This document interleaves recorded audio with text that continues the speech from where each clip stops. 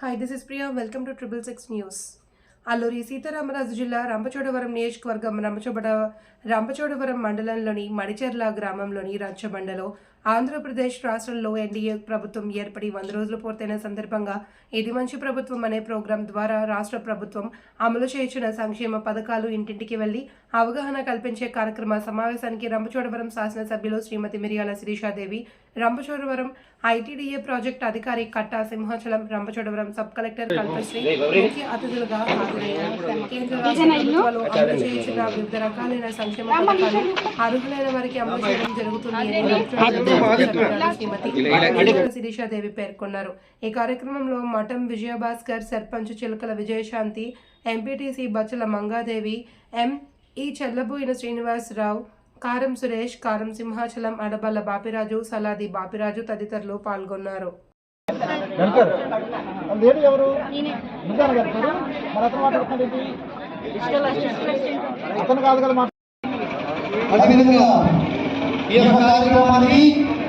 అన్ని ప్రాంతాల నుంచి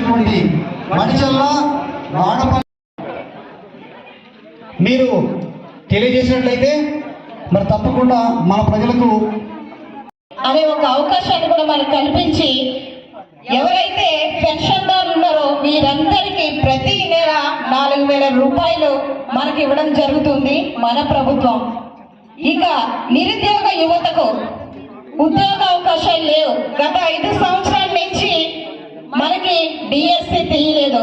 ఎంతో మంది చదువుకున్నటువంటి యువత నిరుద్యోగులుగా మిగిలిపోతా ఉన్నారు, కూలి పనులకు వెళ్తా ఉన్నారు, లేకపోతే వేరే వేరే ప్రాంతాలకి వలసపోయినటువంటి పరిస్థితి.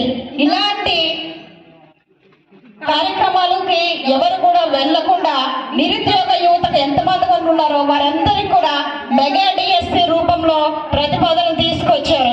ఈ రోజుకి యువతకు 16,437 డిఎస్సి ఉద్యోగాలకి భర్తీకి అవకాశం ఇచ్చారు మన చంద్రబాబు నాయుడు గారు. తద్వారా ఎంతో మంది నిరుద్యోగ యువతకు ఉద్యోగ అవకాశాలు వస్తాయి. నేను కూడా ఈ రోజు ఒకవేళ ఎమ్మెల్యే ఉంటే ఒక నిరుద్యోగినే. ఎందుకంటే బీఈడీ చదువుకొని ఖాళీగా ఉన్నాను. నా ఇంట్లో 2 తోటకోడళ్ళు, 2 మరిదిగాళ్ళు, అందరూ డైట్లు బీఈడీలు అయిపోయి ఖాళీగా ఉన్నాం. నా పరిస్థితి కూడా అదే. ఇలాంటి వారందరికీ కూడా ఒక మంచి అవకాశం మెగా డిఎస్సి మన చంద్రబాబు నాయుడు గారు కల్పించారు.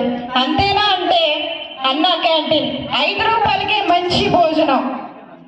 గతంలో మన చంద్రబాబు నాయుడు గారు ఎక్కడంటే అక్కడ అన్న క్యాంటీన్లు పెట్టి మనం ఎవరైనా హాస్పిటల్లో ఉన్నా లేకపోతే ఏదైనా ప్రాంతాలకు ఎవరైనా చూడడానికి వెళ్ళినా మంచి ఇది జగన్మోహన్ రెడ్డి ప్రభుత్వం అన్న రీతిలో వెళ్ళిపోతుంది. ఇన్ని రోజులు గత 5 సంవత్సరాల నుంచి ఇదే ప్రాబ్లం చాలా మంది ఫేస్ చేశారు. మనకి రక్షణ కల్పించే గొప్ప అవకాశాన్ని కూడా మన చంద్రబాబు నాయుడు గారు మనకు కల్పించారు. ఇలాగ చెప్పుకుంటూ పోతే ఎన్నో మన ఏవో గారు చెప్పారు.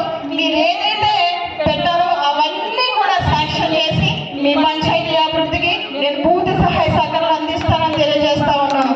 అంతేకాదు మనకి మంచి పిఓ గారు వచ్చారు. అంటే సబ్ కలెక్టర్గా చేసినప్పుడు ఇక్కడ పరిస్థితులన్నీ తెలుసు. నాకు కొంచెం భయం, ఎందుకంటే వీళ్ళు ఐఏఎస్లు ఐపీఎస్లు మనం చిన్న స్థాయి నుంచి వచ్చిన వాళ్ళం. వీళ్ళ మధ్యన కూర్చొని అడ్డదిగల స్కూలు, గవర్నమెంట్ స్కూల్లో నీళ్ళు ఏమంటే అక్కడ కూడా 80,000 రూపాయలతో మోటార్ ఇప్పించాను.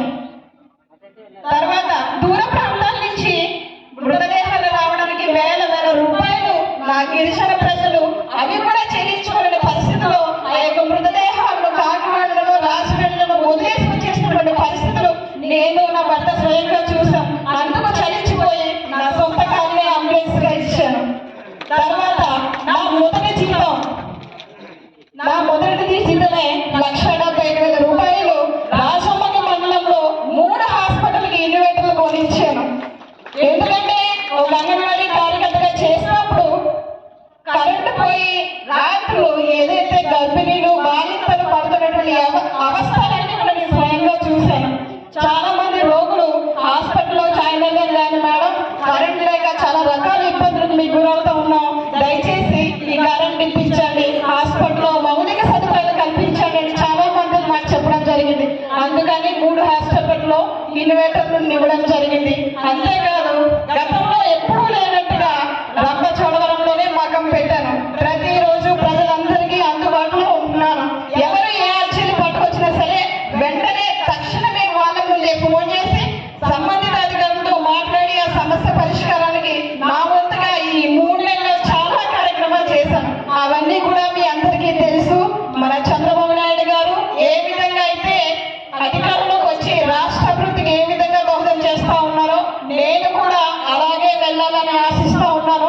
అంతకు మించి ఈ మడిచర్ల పంచాయతీ నుంచి కూడా మంచి మెజారిటీ వచ్చింది నాకు తెలుసు.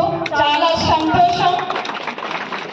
మొన్న గ్రామ సర్పంచ్ గారికి, మడిచర్ల ఎంపీటీసీ గారికి, రంపచోడవరం ఎంపీ రోజులు పూర్తి చేసి మరింత ఉత్సాహంతో మరింత బాధ్యతతో పనిచేయాలనే ఉద్దేశంతో ఈ కార్యక్రమాన్ని ఏర్పాటు చేయడం జరిగింది. గత 100 రోజుల్లో ఈ ప్రభుత్వం చెప్పిన ప్రతి పనిని చేయడం జరిగింది. ఈ 100 రోజుల్లో ప్రామిస్ చేసినట్లుగా 3 నెలల పెన్షన్ని ఏదైతే ఇంతకు ముందు ఇవ్వలేదో అవన్నీ కల్పిస్తానని జూలై 1 మీకు ఇవ్వడం జరిగింది. ప్రతి వ్యక్తికి 7,000 రూపాయలు ఇవ్వడం జరిగింది. ప్రభుత్వం తన వాగ్దానాన్ని నెరవేర్చుకుంది. కి అనుమతి ఇవ్వడమే కాదు, కొంతమంది మనవి మేరకు మరింత మందికి అవకాశం ఇవ్వాలనే ఉద్దేశంతో టెట్కమ్ పరీక్షను ఇమ్మీడియట్గా కండక్ట్ చేయడానికి, అర్హులైన వారందరూ ఎవరు దీని నుంచి అవకాశాన్ని కోల్పోకూడదన్న ఉద్దేశంతో అందరికీ అవకాశాలు ఇచ్చి డిఎస్సికి కూడా 16,000కు పైగా పోస్టులకు శాంక్షన్ ఇవ్వడం జరిగింది. ఇది కూడా ప్రభుత్వం చేపట్టడం జరిగింది. ఇలా 6 ప్రధానమైన కార్యక్రమాలను మీ అందరికీ తెలుసు కూటమి ప్రభుత్వం చేపట్టడం జరిగింది.